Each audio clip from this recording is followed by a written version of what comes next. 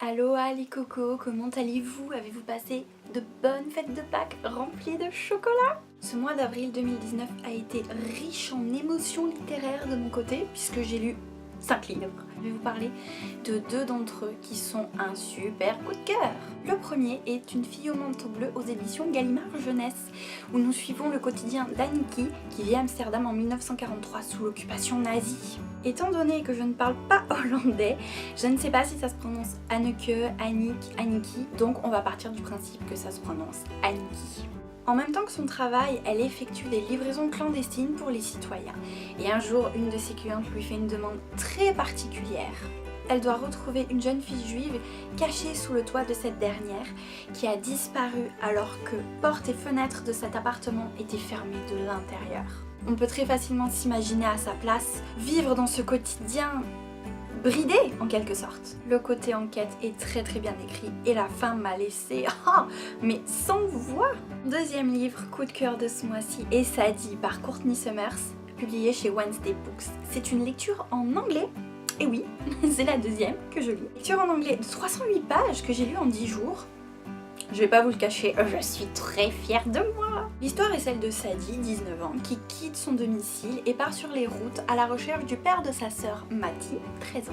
Le souci dans cette histoire est que Matty a été retrouvée morte dans l'incendie d'une école abandonnée, non loin de l'endroit où elle vivait avec sa sœur. Et l'incendie n'est pas la cause du décès de Matty. Le corps de Matty a été retrouvé quelques temps avant le début de cette histoire, donc quand nous plongeons dans l'histoire.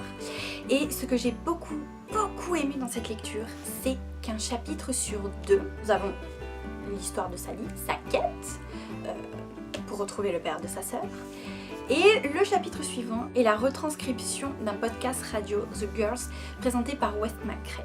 Et j'ai trouvé passionnant d'avoir d'un chapitre à l'autre dans un laps de temps différent, à savoir que le podcast raconté par Wes McCrae est en fait raconté par interview tout au long qu'il mène son enquête, car il a été contacté par la grand-mère de cœur de Matty et Sadie pour retrouver donc Sadie.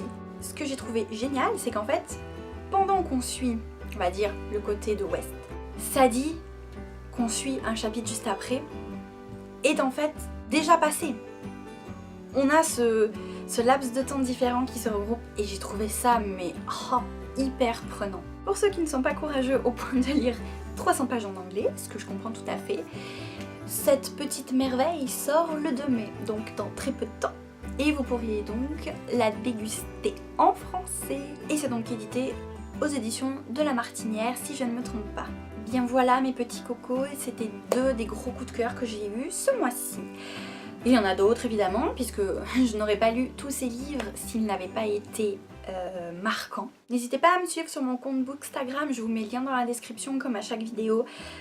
J'y publie bien plus souvent que YouTube, puisque prendre une photo et raconter quelque chose sur une lecture que je viens de faire ou que j'ai fait il y a quelques temps, c'est bien plus rapide. N'hésitez pas à me dire aussi dans les commentaires si vous avez d'autres lectures, par exemple sur la Seconde Guerre mondiale que vous avez beaucoup aimé, même si c'est par exemple le classique, le journal d'Anne Frank par exemple. Et si vous comptez lire Sadie en anglais ou en français, n'hésitez pas à me dire non plus dans les commentaires. Je vous fais de gros bisous, prenez soin de vous et je vous dis à très bientôt les cocos.